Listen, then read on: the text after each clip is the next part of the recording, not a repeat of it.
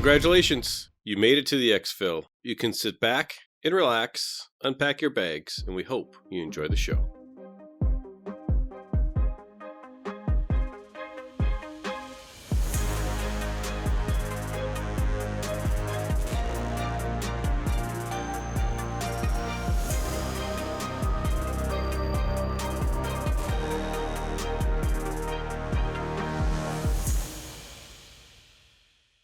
Hey there, Mike, aka MTBtrigger here, and with me as always is my co-host Ronal, aka Eric.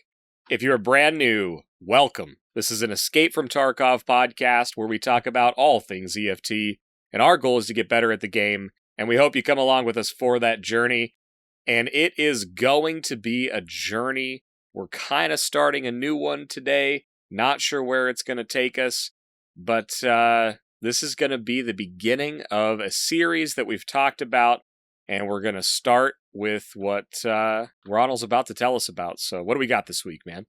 This week, we're diving into the survey. I'm really excited to get into this. It's really interesting how and why we set out to do this in the first place. Thank you to everyone who responded to the survey. Honestly, we had way more responses than we were ever thinking we would get, which just means we got a really good idea and cross-section from everybody in the Exfil community. And frankly, I think Battlestate would be a little jealous if they know what we know now. Yeah, we are going to dive right in because we don't have any announcements for hideout keeping this week. Been a really fun week to catch up and stay connected in Discord, but nothing new and exciting going on. So we're going to jump right into it. And yeah, man, how was your week in Tarkov? Let's do that before we jump right into survey stuff. So this week was kind of slow. We definitely hit a point in the wipe cycle where playing without a goal is a little bit more challenging to want to log in every single day, having that purpose where you really want to dive in and get into like, okay, I've got to get to level 40 for me. I want to get this trader unlocked. I've got quests or tasks, whatever, that I need to get done. I just don't really have that anymore. I've hit my wipe goals, and because of that, it's kind of a lull. Now, I will admit, I did play a lot to get to level 40. I kind of burnt myself out a little bit, so I took it a little bit easier this week. Only did, I think, 2 or 3 sessions, and they were very short. And just logged in to get my Bitcoins to keep up my economy. And that's really about it. So I'm still level 40, still enjoying that, but on a limited basis. So how about you? Yeah, I actually, when I was thinking about this, I was like, man, what did I do in Tarkov this week? And this is going to be a weird, honest answer from me. And I actually didn't launch Tarkov a single time this week. And part of it is out of busyness. Part of it was opportunities in other games. I had some really cool opportunity with some Twitch and PUBG partners to play some PUBG, which was neat. And then just didn't really kind of like you said, right? It's not a bad thing. I'm not in a bad spot with Tarkov, but I didn't really have a reason to log in because my reason for logging in the last few weeks, probably the last month or so, after I kind of finished my wipe goals, was to do whatever I could to help you. And it was very, very rewarding to be on when you hit 40. That was a really cool experience. And then after that, I think we both, I guess I might be projecting here, but I was very happy to take a break from Tarkov this week. I didn't feel like I needed to log in to collect Bitcoin, and I'm just really good with a break right now. So that, yeah, nothing really in Tarkov. I did consume a lot of Tarkov content. I watched a lot of videos from other creators. I watched the Tarkov podcast from last week. I watched a couple of YouTube videos and just learned some stuff about the game, but wasn't in game a whole lot. But I sure talked about it a lot too, because I spent a whole heck of a lot of time in Discord conversations helping people. I was DMing back and forth with a couple people who are brand new to the game, and I find about as much enjoyment as helping someone brand new learn about the game as I do playing it, which is why we do this. So had some just great Tarkov moments last week, but not in games. So I guess I feel like that's weird. Maybe it's not. I don't know. I don't really care because I had a great, great week, honestly, taking a little break and still being engaged. So it was fun. Yeah, absolutely. There's nothing wrong with taking a break in any video game, especially in one as intense as Tarkov. And since it's seasonal, it's not persistent, you do find a natural lull in the reason or motivation to play the game. And that's a little hint and a little teaser into some of the things we're going to get into. But let's dive in. Yeah, absolutely. So, I mean, let's talk about the survey because, you know, I find, oh, man, I find this survey fascinating. I'm not even sure really how to kick this off or even explain the emotion behind it. We're going to do our best. I'm going to do my best to try and explain it, but I really find it fascinating, and I honestly can't wait to talk about it. I guess I want to say this for those that aren't aware of the survey, or you're listening to this episode well after the episode was recorded. Maybe you found the show later. Maybe you took a break from the show and you're just getting back to it. We sent out a survey to the Exfil listeners with 19 questions. We left the survey open for a week. Some of it was multiple choice. Some of it was short answer, long answer. Some was choose all that apply to you. The questions were about gameplay basics with a couple that were deeper. So we asked about stash value. Do you play solo versus squads? What do you want to get better at? How many hours per week do you play? And then we had some free answer sections like, what are you going to do with the rest of the wipe? What do you think Tarkov needs to do to make this game better? Now, as I say all of that, the most interesting part is we kind of just planned on going over the results and then doing some game design episodes after that. And because we met all of these goals recently, it felt like the right time to talk game design. And then these survey results just kind of started to roll in, and it became really clear really quick that our expectations were going to get blown out of the water. And while some of our predictions were accurate, some of them were not even in the right ballpark. I mean, we just were completely wrong on some of the predictions that Ronal and I kind of had between us, and we'll talk about some of that. And we started asking questions like, can you believe that? Like, why do you think that is? How is that possible? Does Battlestate look at data like this? And I just kind of ultimately realized that the survey really caused me to take a good look at the different systems in the game. And not just how many different systems there are, but how deep some of the systems are, how deep some of the systems are not, so how shallow they are. And the diversity, the spread, the wide array of answers that we got just kind of blew my mind. I haven't let Ronald talk about this yet, but we're going to digest the data in chunks over these next few weeks because there's no way that we're going to get into some of the data on these questions and not really expound on it because some of it is just absolutely awesome. So before we jump into the very first one we want to talk about, which is the Exfil community's stash value, I wanted to ask you, like, what were your initial feelings about the survey results? Did anything like blow your mind, challenge you, shock you? I mean, what did this survey leave you with? I think, well, first of all, the biggest thing is thank you to everyone and the number of people who took time to fill out all 19 questions. We really got thoroughly filled out surveys. Really, nobody mailed it in. The answers are paragraphs of tome in the freeform sections, and you can tell that people really were interested in answering the questions honestly. And even though it was an anonymous survey, there was a section there that if you wanted to leave your name as who was filling out in the end, and most of you did. And I just think that's cool. I think that shows that our community is pretty strong and that we really want to talk about the game and really learn more about the game. So I was kind of surprised at the thoroughness. I mean, we all fill out surveys and sometimes we do a good job and sometimes we don't. But that was awesome. I think the average Tarkov player, what we kind of came away with digesting the whole data, and I won't give away too much here, I think I was a little surprised by that. And I look forward to relating that to my own kind of expectations based upon how the community or how video game communities in general make you feel.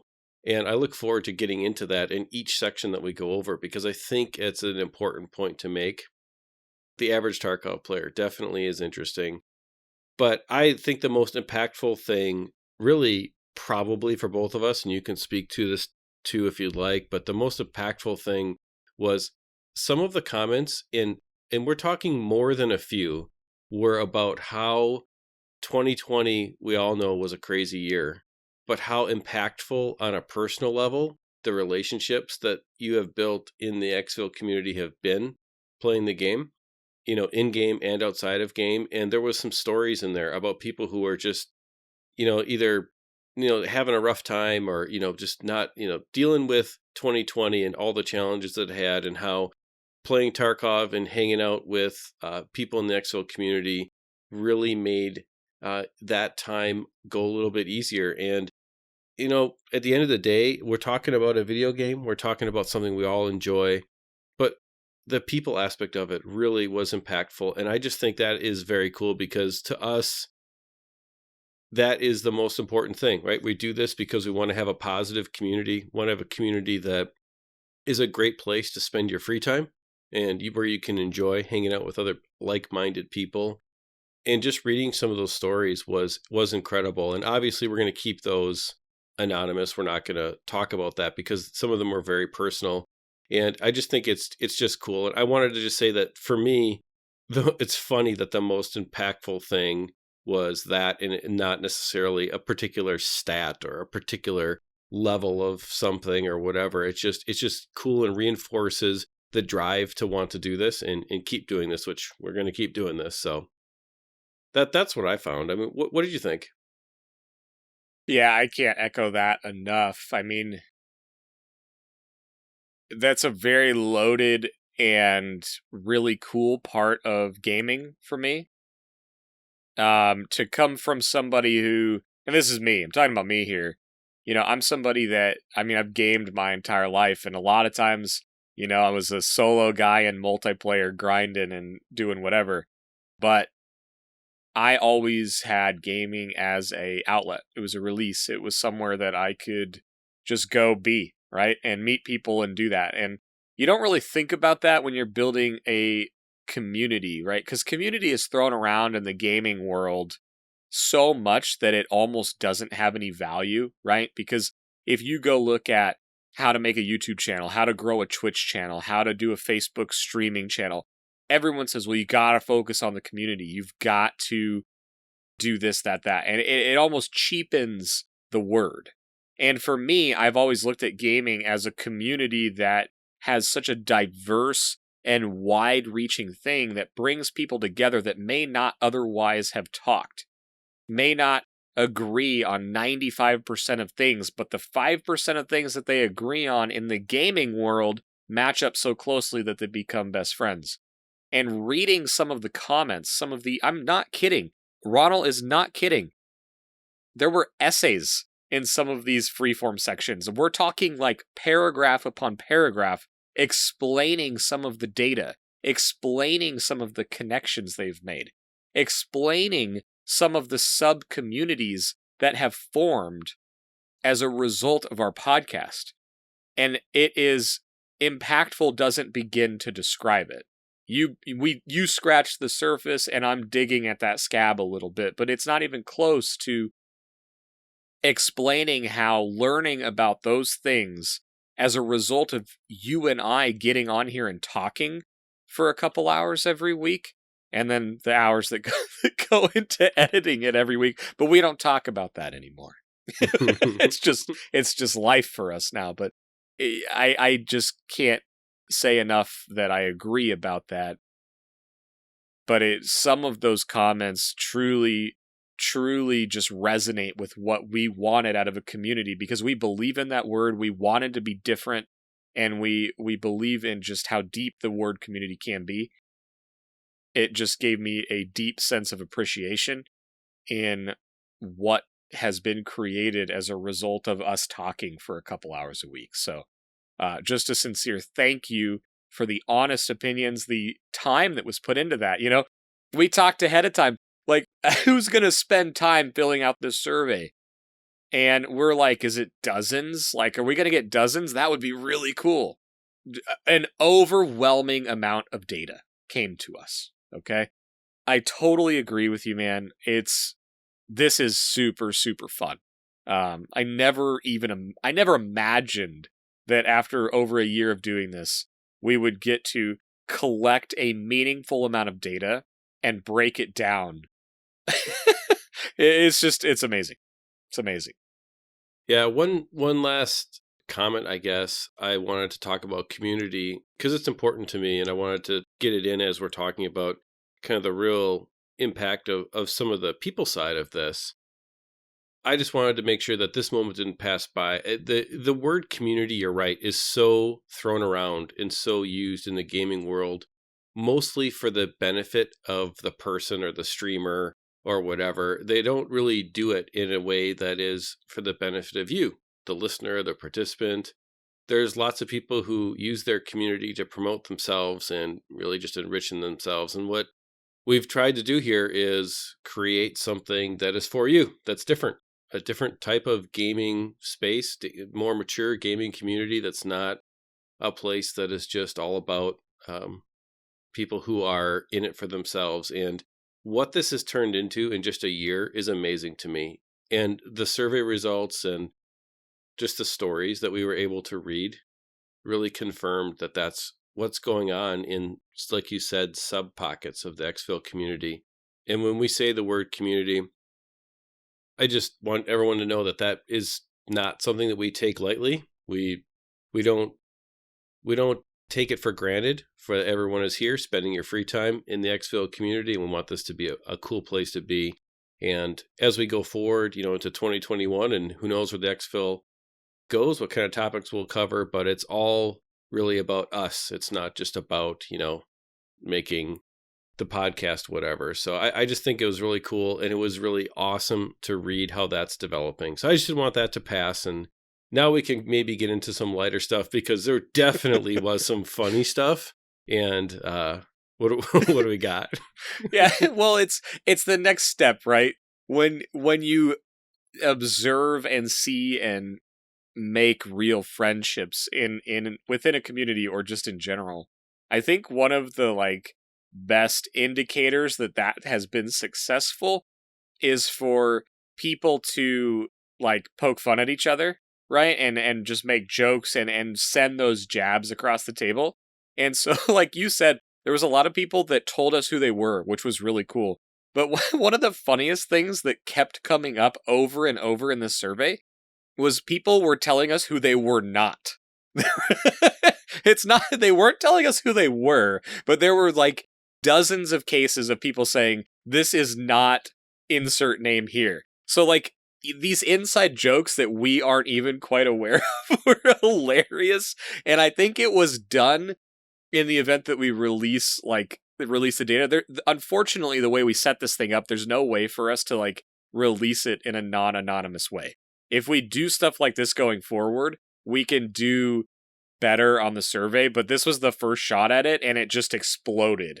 And there's no going back when you don't set it up right. But those, I mean, I can't tell you how many of these came in as I was reading through and documenting some of this stuff that just had me just dying laughing.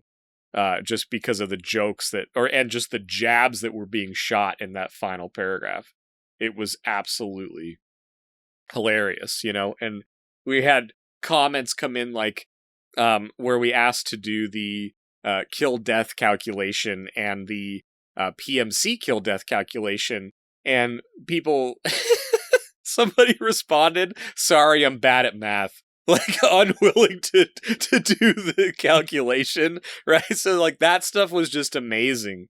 And I guess, and while I'm talking about the kill death calculation, we didn't want to make this thing so complex, but for those of you that pointed out that yes, you can't tell how you died, whether it was a scav, a raider, a PMC or you jumped off of too high of a ledge and factoring those deaths into the PMC calculation, it was not a perfect measure, but we wanted to have it done in the same way for everybody so that we at least had a consistent formula in the results. We know it wasn't perfect, but there was no other way to have those two kill death numbers without having some sort of inaccuracy in there. So yeah, we were aware of it, but we appreciate the feedback on it. It made me chuckle how many times that came up because, again, it's not a negative thing.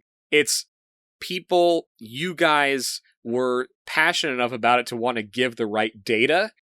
And so to see that and recognize the same thing we did in the calculation just speaks to how authentic this data really is. So very, very much appreciate that.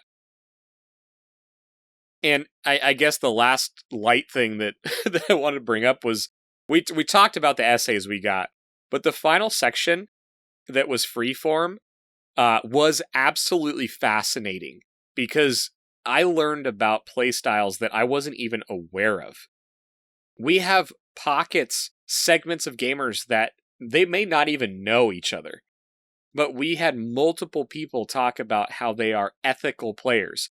They didn't all use that terminology, but there are people that play, and when they wrote out their kill-death ratio, they made sure to tell us on the back end, like, I do not kill other scabs as a scab. And when I'm a PMC, I try to avoid them. There are ethical players. There are people that take killing other players seriously and only shoot when they have to. That's not the way I would ever play, but it was fascinating to read that. There are people that only log in to play in 5-man squads running military or military-esque tactics. Meaning they're not in it for ruble count, they're not in it for kills, they are in it for an exercise, a mental exercise. And Tarkov is a wonderful landscape for that. We have tons of players that do that. And we also heard of tons of people who were not very proud of their stats because they started loot running for fun, or there was a set of tasks that just absolutely obliterated them, and they just ran it over and over and over and beat down that brick wall because they were trying to help their friend or get something done or whatever. So again, it all comes back to amazing data, super fun, and just some hilarious stuff in the comments, and we really appreciate that. So, I know that was a relatively long intro.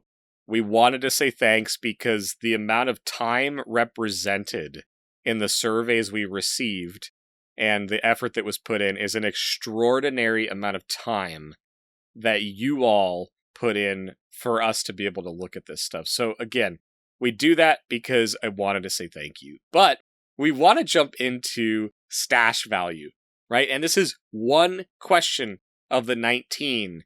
And I want to frame this by saying, again, guys, like, this caused me to start thinking about, like, all of these crazy questions. Like, well, geez, look at the crazy varied response here. Like, what does stash value really mean? Why is it so varied? Does it even matter, right? Is there a better way to determine a PMC's worth, right? All of that stuff started coming up here, and I'm like, okay, how can I use this to get better at the game? Does it matter? That's kind of stuff. So when we started getting into this, you know, there's all kinds of statistical analysis you can do to it, and it's fascinating, right? So the average stash value in the Exfil community was 50,752,587. Now, the reason that's super interesting is the numbers are all over the place, and there is a tremendous amount of people that didn't know their stash value that were 1 to 5 million. And then there is a smaller segment of people that have 300,000, 400,000, massive, massive stash value. I think the largest one that we reported was 683 million in stash value, right? And that person said they're going for the billion stash value goal, which is crazy. It's awesome, right? So they're almost 7/10 of the way there. But the average is just a really challenging number to use because it's not representative of the graph. We have one person that had 683 that's offsetting dozens of people on the bottom of it. So, if as we're looking at this data and talking about that number, 50 million is not representative of the average player. It's hard to say from this one because of the varied response. Like, what do you see when you look at the graph here? What I see is that something interesting that I would say the bulk of the strategic or aggressive players can actually have in common. They don't necessarily have a large stash value, because if you're a strategic player, you spend more time in raids, right? So the number of raids that you complete is just less. And so then you just don't have as much money. It's not that you don't have enough, but you just don't have like 683 million worth of stash value. And if you're an aggressive player, you're dying a lot, so you're buying new kits all the time.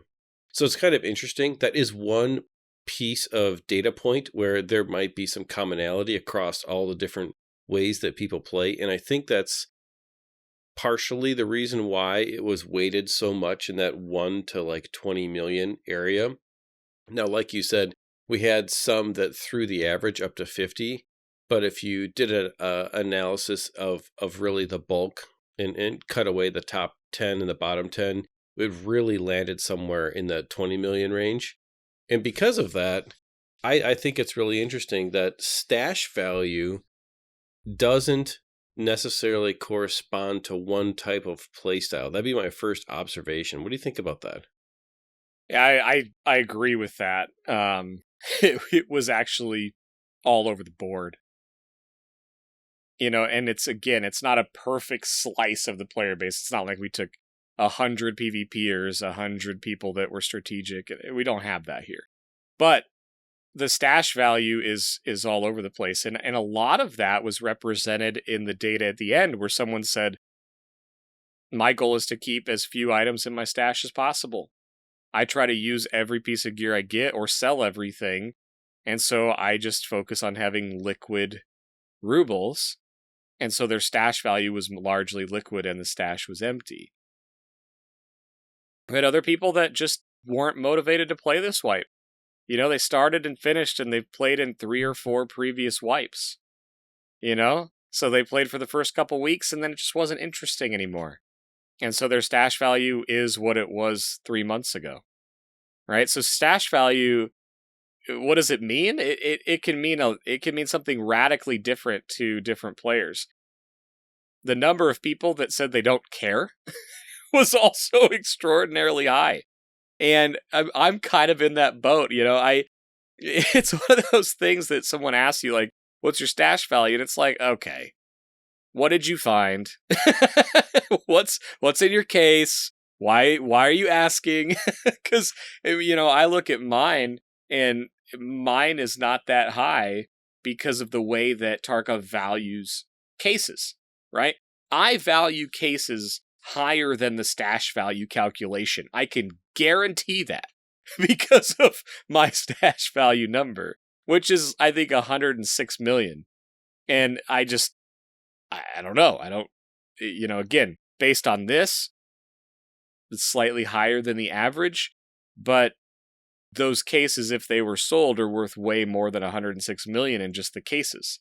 So it's an interesting number, especially depending on playstyle. But you're right. You said it's a consistent measure regardless of playstyle, but I think the impact of what it is radically different. I mean, it exists in the game because it's an easy way to flex if you do find something. You're right. That is the only reason anybody would ever ask, because you found, whatever that super valuable thing is, and now you can bump your number a little bit. But aside from all of that, which is just gamer fun, right, that we all have occasionally, it is an interesting way to try to find some meaningful way to determine the result of effort. Stash value is in a lot of ways the result of effort, but you are right. There is definitely outliers in data when it comes to people who don't care about stash value, so they sell everything. But then in that particular scenario too, your ruble count's higher, right? So there's liquid count that comes into play if you're a sell everything player. If you're a use everything player, that might skew the data here a little bit because you're not going to have it in liquid rubles because you sold it, right? It's just going to end up being you used it to play the game. However, it may be offset by the fact that whatever you find is going to be things that you can sell, or it's going to be kept in your stash too. So there's a lot of different thoughts around the best way to try to compare effort and the result of effort. And I think overall stash value is a really interesting way to, at least at a very basic level, try to wrap your mind around, okay, if you had, a cross section of players, how could you even begin to do that? And since the result of a raid is an item, and what you do with that item either is held, sold, or reused, right? But if you reuse, then you're not getting rid of what you found. So in a way, it's a replacement in some cases. Overall stash value from a statistical point of view can be a way to do a valid comparison. And it's fun. So all that being said, it's just a fun number to take a look at. Right. It is fun. It is fun because at the end of the day, we can poke holes in the system all day long, right? Like, my preferred playstyle does not show up in the stash value. It just doesn't. I collect cases. I like to load the cases with things. And it's all based on the sell rate and whichever trader the sell rate is to. And we all know that some of the largest or some of the best items in the game, the most valuable items in the game, do not turn around very well, right? If you have a red labs card, you can make, I think, a couple million if you sell it to a trader, or you can sell it for tens of millions or trade it for a massive pile of stuff. Same with the green labs card, blue labs card, all that stuff. Red Rebel, all that kind of stuff. It doesn't sell well, but it's worth a lot because of what it can do for you or what it does in the game. So, if you're just learning about stash value, or, you're the person who asks, where do I even find that number?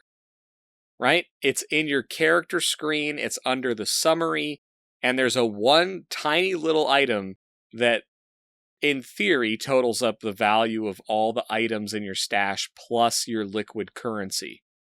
And so it's a thing that, maybe it's a good measure to be like, is my stash value going up over time? Does that mean I'm getting better at the game?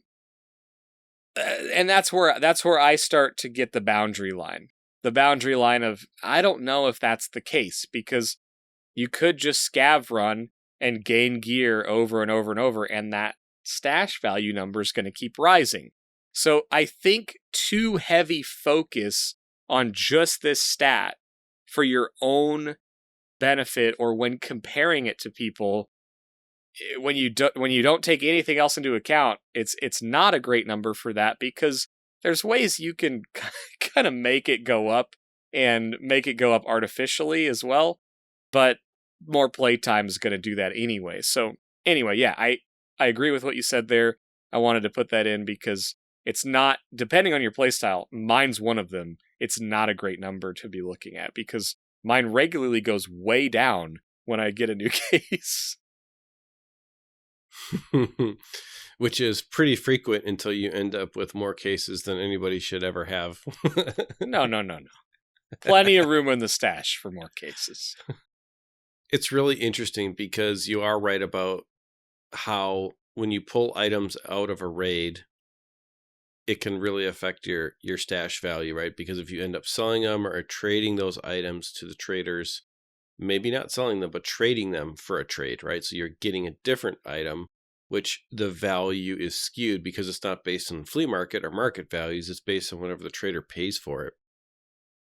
I wonder if someone, let's take a player that had a relatively low stash value, but their stash is full of maybe low end armor, right?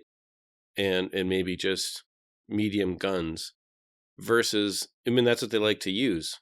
And there's nothing wrong with that. And they have fun playing the game versus a player who maybe doesn't go after PvP and just likes to loot run. So their stash is full of barter items, cases full of barter items, those kinds of things versus an aggressive player that maybe their stash is full of high-end armor and high-end guns they pull off of PMC kills that they use, right? So that stash value is going to be a little bit more skewed. What I find fascinating is I kind of think about the value in all three of those scenarios is they're going to be different, but I really wonder how different they would actually be because you're going to end up with cases full of stuff either way. And because it's all being sold to the traders, I think that it's going to be pretty close in value. Like the bracket and distribution of the value is going to be pretty close. I don't know. What do you think about that? As you just said that, I was sitting here wondering if would be any wisdom from Battlestate's point of view to break down stash value further. Because I do wonder if there is a stash value subcategory that would correlate with, I mean, and skill is a very subjective term in this game, but I wonder if there's a better subcategory of stash value that would correlate with progression in the game, right? So what if stash value was broken out by, just had a subcategory of barter items, weapons, armor, food, beverage, I don't know, cases. Like, I wonder if there's a subcategory that's closely tied to progression that is a subcategory of the overall stash value. That's what you had me thinking about when you just said that. See, I really like the idea of progression. And I agree with you. I don't like the concept of saying skill because it's not really about skill. It's really about gameplay style, and skill is such a relative thing depending upon what your personal bias is, right? So I really like the idea of progression because think about this. Think about if there was a task from, say, Ragman or from, I don't know, therapist or something to get the stash value of your medical supplies to a certain number, or the stash value of certain barter items that you would find in either interchange or in shoreline, right? For Peacekeeper, like where they send most of your tasks. If it was maybe not a Kappa required task, but if it was just one of those that kind of you held on to during your progression that gave you a reason to keep going back to the same place and made that gameplay experience a little bit more dynamic and interesting, because you might not sell every high value thing that you get then. You know what I mean? Right. And this is something that I really think they're missing. And it's the tying together of the systems of in-game and out-game and really wrapping the experience up. And that is a brilliant way they could do it. Because not only would it be getting you to check on your stats, to check on your progression, to wonder what affects it and how it does, but you're also teaching players about the rarity of items. You're teaching player the value in certain things. You're teaching player how the traders may value something versus selling it on the flea market. And that could be done with one task. Literally one. And you could teach people 3 very critical things to understanding this game. And if that was a task that you got early on, imagine that. Imagine if you got that at level 2, level 1. With the flea market where it is at level 10, if there was a task that said, hey, you need to get your stash value to this, it wouldn't even need to be massive. Well, what do most players do anyway? We talked about it a few episodes ago when we answered community questions. What should I do if I find this item? Well, most players stockpile all the crap that they don't have any idea what it does in their stash.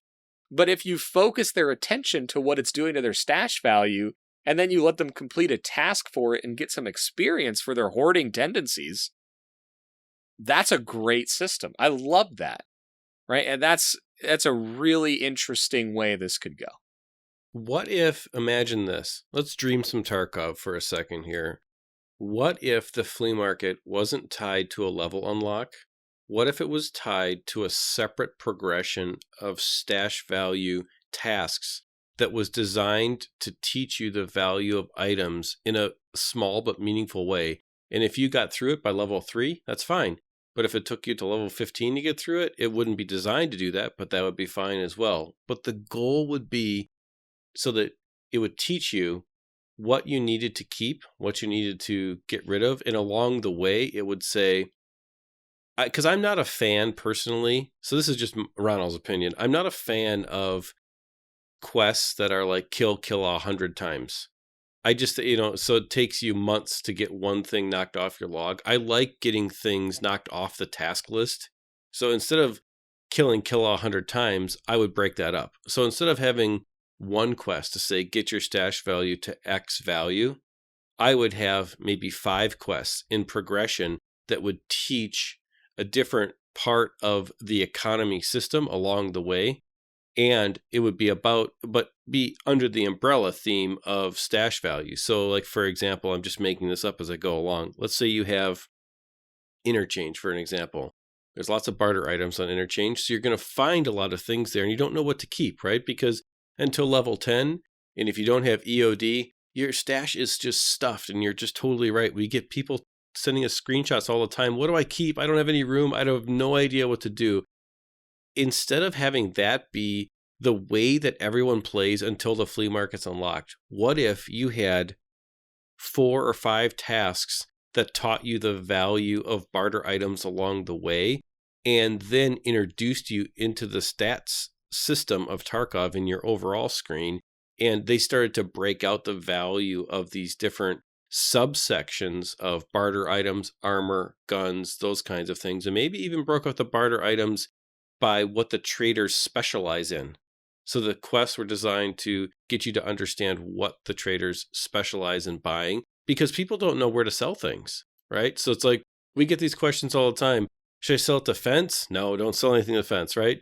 Do I sell it to skier? Do I sell it to mechanic? What do I do, right? And there's all opinions on that, whatever. It's mostly about today, about who's hardest to unlock rep and dollar amount with. But what if there was in-game tasks, this whole system that taught you about what each trader really specialized in? I don't know. It's just a crazy idea. It's not crazy. From an accessibility standpoint, I love the concept because I'm not convinced that just time gating the flea market at level 10 is the right way. And I'm also not sure that removing that is good either. But somewhere in the middle, right? A couple things you said really jump out to me. One of them was taking the subcategories and breaking them out and teaching the player how to sell weapons, or maybe that they can make more money by parting a weapon out and selling some parts here, some parts there. That kind of thing could be done in that system. But maybe they could, rather than have the progression of the flea market, which right now is it unlocks at level 10, and then when you sell boatloads of stuff, you get extra selling slots. I mean, we could take the idea you have and make that even more of a accessibility unlock, but also some time gating in that maybe they, weapon selling or the weapon stash value and that statistics screen. And once you do those couple of tasks, it unlocks your ability to sell weapon parts on the flea market, right? That section of the flea market opens up after you've proven your ability to gather those items, to sell them correctly, or sell them in the appropriate amount. And again, what I'm trying to find here are solutions that would help the beginner learn and don't punish existing players. And I think that sort of system could do that, because if you already know where to get high value items, if you already know where on the map you can go get high value barter items, or you know where you can go loot AKs, or you can loot a P90 and get it and part it out and sell it, this isn't going to take much time. In fact, it would unlock the flea market probably quicker than the current time gate at level 10 for a very experienced player, but unlock it faster for an inexperienced player, thus closing that gap and letting the system be used while teaching players what they need to know to get in. So I think from an accessibility standpoint, that is a fantastic idea, and it could be molded whatever way they need to prevent RMT, to prevent abuse, to teach what needs to be taught, and to not punish existing players. I think there's room for development in that. Yeah, and it's interesting because I think about the gunsmith task line when I think about this concept, and what the gunsmith task line is meant to teach you and what it actually teaches you. It's meant to teach you about different parts on guns, and what it actually teaches you is how to use the Tarkov wiki effectively. In-game, it's just not serving its purpose. And I like systems that have this idea of teaching you how other systems work in an MMO. And I think they're onto something. But what if the gunsmith, or what if mechanic had a task that wasn't tied to high value? It was tied to procedural things. Like, for example, what if the task was, at level 1, you get a task to break down 5 guns. All you have to do is disassemble 5 guns and sell 5 guns worth of parts. And it's not about finding weird, obscure gun parts. What it's about is teaching you that you can disassemble a gun. What if mechanic had a task in the gun theme? What if mechanic had a task that you had to repair your gun 5 times? How many people playing Tarkov today don't know that you have to repair your gun?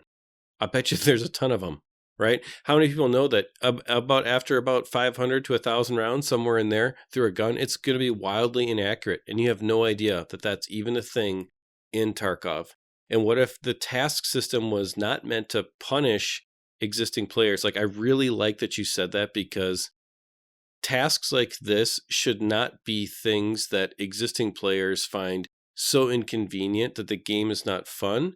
They should be things that existing players are like, oh yeah, I just breeze through all that. It's not a big deal. But a new player finds such value in doing it that they're like, at the end of it, they're like, okay, so I have never played Tarkov. This took me maybe an hour or two to get through these initial kind of tasks. But man, I understand now a base procedure, base systems, how the game functions. And I'm just taking a narrow focus on guns. But that's kind of my mind. Like, I envision the need in this game for the game to teach a little bit about what they've done in that area, and they could possibly do it in that way. Right, and wrapping it all back to stash value, right? The original graph, the average, everything we were talking about. The reason the flea market and some of these things exist are to gate RMTers out. Stash value is a wonderful tool that if you tied some progression and unlocking this stuff behind it, if you can't get to it without playing a little bit of the game, that does a lot to prevent some of that issue. Not completely, I know. But again, there's just opportunity for development on this. And before we get completely off of it, and I know this isn't related to stash value, but I think it's an important thing to talk about. You brought up not liking like the kill a task. I want to know why, right? You said that it's because you like wiping it off the task screen. And it may just be as simple as that it's always there. But I'm curious if there's more to that, why you don't like that particular one, or why you named that one in particular. For the amount of effort that it takes to kill Killa 100 times, I find the experience to be completely unrewarding. And with Tarkov, there is a balance between reward and between time invested. And most of Tarkov is not fun, it's rewarding. And there's a very big difference between that. Fun games are meant to just be things that you don't have to think about. You can just have fun playing it, like a phone game or something, right? Whatever. When you play a game that's rewarding, it can be fun, but mostly what it's about is accomplishing something. And I think that what I find to be completely uninteresting about killing Killa 100 times specifically, if we want to bring that up as a task, is that the amount of time invested to get there for someone like me is so impractical to do. It's just something I'm not interested in doing. And if I'm going to be totally frank with everybody, those tasks were put in the game to give the streamer something to do so they don't quit playing the game before the wipe's over. And that's just my opinion. That's why I think they exist. Those tasks were put in for the people that play Tarkov for 40 hours a week to have something to do and something to stream and content to create. And I just find that to be completely uninteresting for the average Tarkov player like me.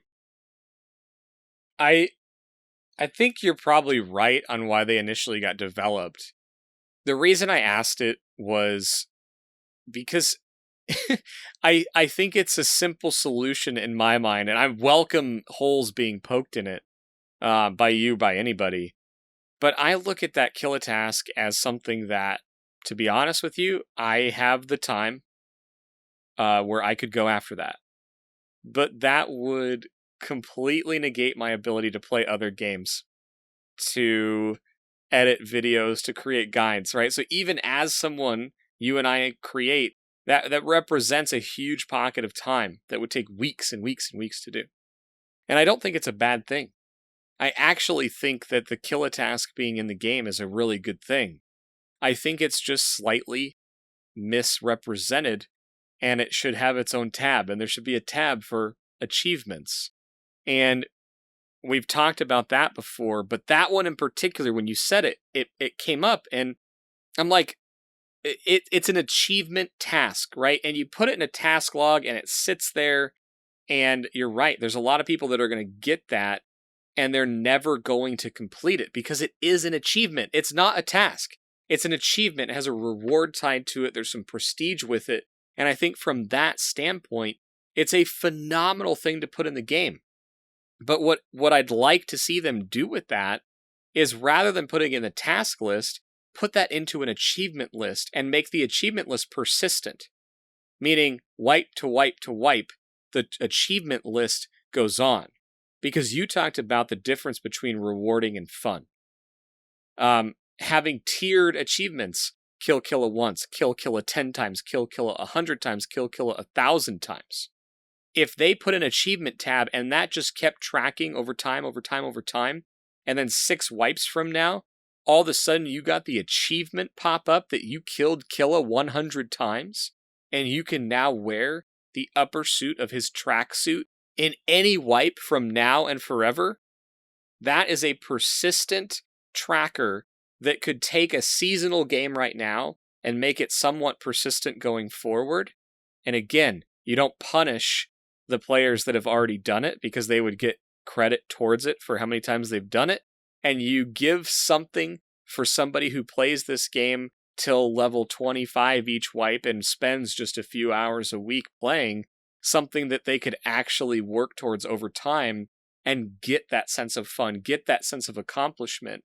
And there are so many things that you could do that with. Not just Killa, not just Sherman. Imagine if it tracked barter items looted, value of items looted, and it just gave you these stacked things. I know not everybody's interested in achievements, and there's games that have achievements that people don't care about. But for the person that likes that and doesn't have the time or doesn't want to invest the time in killing Killa 100 times, I think there's a better way for them to implement achievements rather than putting them in as tasks that refresh every single wipe. Meaningful treadmills are staples in the MMO persistent community, and they are also staples in some very well-established seasonal FPS games. Basically, if it's a seasonal game, it has to be something that doesn't necessarily impact your power. It has to be mostly appearance-based. That's what a lot of FPS is centered around. If it's persistent, it's about creating a legacy for your character that spans multiple revisions in the way the game design happens, right? So it's about saying, I've been playing this game for X years, and here's all of my stuff that I have achieved playing the game. the reason why killing Killa 100 times is neither of those things is because it's redundant as a task. You already have to do it as the scab bosses to get Kappa. You need to kill them. And it wasn't in the game until people who played all the time complained about having nothing to do. And to me, it just seems like a cheap task put in as a way to stop the bleeding for some of the most vocal people in the Tarkov community from being uninterested in the game. And I don't like stuff like that. It's just a personal opinion of mine. I like meaningful game design. I don't like game design that's reactionary. And so that's why I find that uninteresting. And that's why I've said consistently for the entire time we've been doing the podcast, I find the task system largely uninteresting in Tarkov. And it's because it's not, to me, designed in a way that creates an immersive experience in the game. It's designed in a way to keep you playing Tarkov in random ways. It's not really I would call it a cohesive progression system of getting better or even doing things that are interesting. It's just kill a bunch of people with a Mosin. Okay, take the scope off the Mosin. Okay, put the scope on the Mosin. Okay, go run around with this. Go do that. And all those things are fun for run and gun FPS players. And I find some of them fun, but I really don't find the whole task system to be overly meaningful. And we'll get into that in another episode. But to answer the question, that type of task, kill Killa 100 times, when it's redundant already, because I've killed Killa as far as the task progression system goes, and it does nothing because it gets reset as soon as the wipe gets reset, is a waste of time. And that's why I think that it doesn't exist for someone like me, and I fully admit that. Yeah, but again, like even for someone like me that has high playtime, the amount of time to put into that for the minor and temporary reward that it gives, it just doesn't matter to me. I've killed Killa dozens of times. I don't need a jacket to tell me that I know how to do it. And that's just the way I look at it. Now, there's some players that want that suit, and it's not taking away their respect for doing it. Someone that grinds that out, I know how much time that takes. I know what it takes to do that, and I respect that, and I think it's great if that's something you want to do. But I would be really curious to know how many people have completed that this wipe and last wipe. Because to your point, I think not only was it redundant anyway, I now think I don't believe that task was designed to be done twice by anybody. I mean, the number of players that have completed that twice has to be minuscule. I mean, less than 100 maybe. I mean, I can't imagine doing that twice.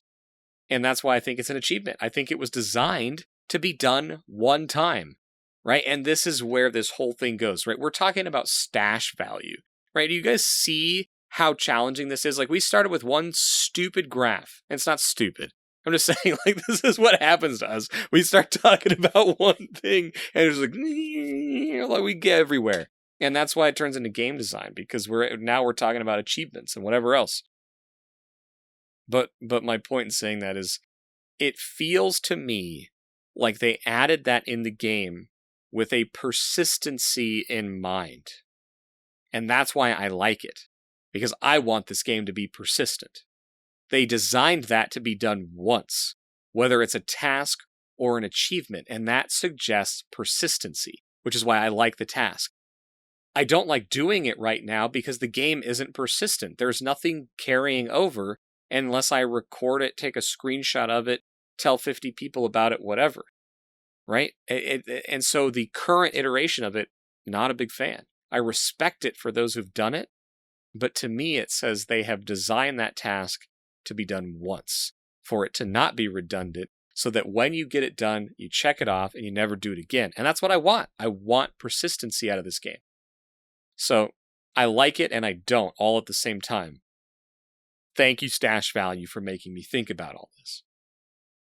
And wrapping this all kind of back to Stash Value, it would be really interesting if the game was persistent and there was things appearances, tasks, whatever, think about that tied around stash value. If there's an entire section of the game tied around stash value, you might actually care about it a little bit more, but there's so many systems in Tarkov, and I'm looking forward to getting into so much of this over the next coming weeks. But stash value is a system that has quite a bit of potential to become much more than just a number that you look at occasionally when you open up your stat screen.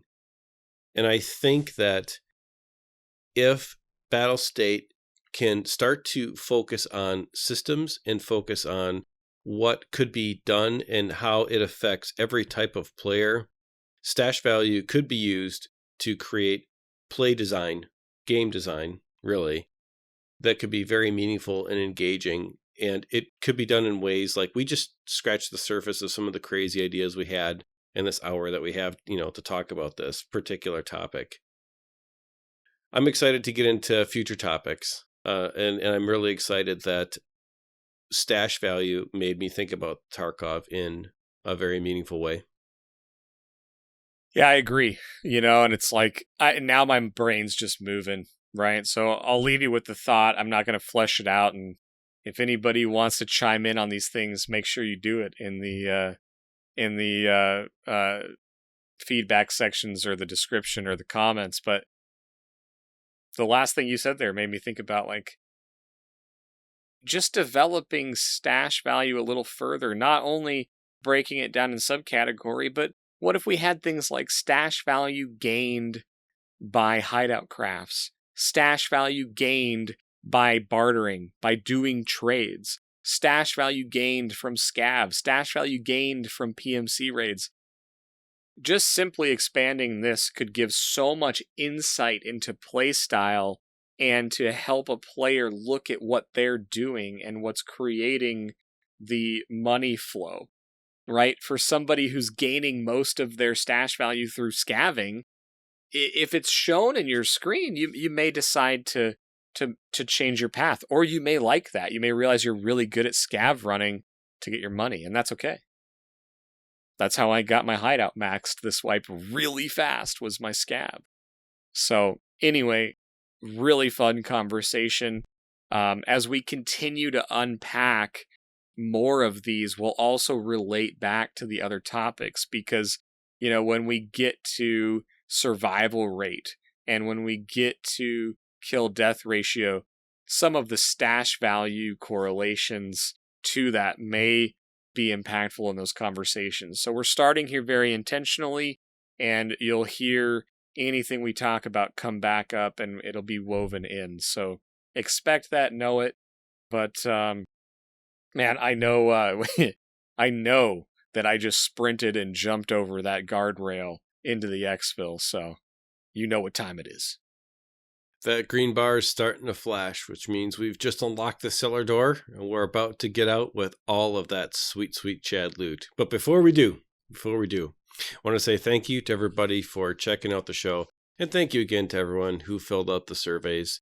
This is going to be a fun series, and it will be a series, so make sure you keep checking out the different parts. We'll label it on the title or in the description, probably in the title, part 1. And we'll try to make it pretty obvious which shows of this series are part of this series. So you can always find me on Discord at Ronal. You can tag me in any one of the channels or send me a DM, whatever. We're checking Discord pretty much all day long, and that's our primary means for talking with everybody. You can always talk to us in comment sections of whatever your preferred platform is, especially on YouTube. If you leave a comment, we do read every one of the comments on YouTube and respond to a good majority of them. Thank you to the folks who have been commenting on YouTube. We've had some great interaction, great conversations on YouTube. Please keep it up. It's always fun to check out people there as well. You can follow me on Twitter at Ronal Gaming. And if you'd like to talk to me live, I hang out a couple times a week in MTBtrigger's Twitch stream at twitch.tv/MTBtrigger. We just have some good time, talk about whatever's going on with Trigger, whatever he is shooting at that day, or playing Diablo 2 the today, which was pretty fun to watch. So whatever random stuff, just hang out and talk games. It's a good time. If you have something more formal you'd like to get to the show, the business contact for all of XP Media is xpmedia2020@gmail.com. Yep, like Ronal said, you can find me on Twitch 3 or 4 times a week. I stream on MTBtrigger on Twitter and Twitch. But yeah, on Twitch, you can find me playing PUBG, you can find me playing Tarkov, and then in anticipation of Diablo 2 Resurrected, one of my all-time favorite games, we started a solo self-found playthrough that I'm going to stream whenever I can, and we'll probably throw that up on YouTube in a series as well. But we're playing a sorceress through Diablo 2, and just getting back into that game, excited for that new release. So come hang out. Doesn't matter what we're playing, there's always a bunch of people there, so come on by. This is your invitation to do so. But yeah, Twitch, Twitter, MTBtrigger. You can find me in those places, and DM me on Discord as well. Feel free. Well, that's about it. Join Discord, join the community. Remember, community means something different to the Exfil. So come, hop on in, join a group, have some fun playing, talk about games, whatever. It's a pretty good time. It's pretty active. It's getting larger and larger every day. You can always find the show on a variety of audio platforms. If you're listening to on Spotify or iTunes or Google or Pandora or Deezer or any one of the audio platforms, we're pretty much everywhere. If there's a place you'd like to have the show, just let us know. We've posted it many different places based on where people like to listen to.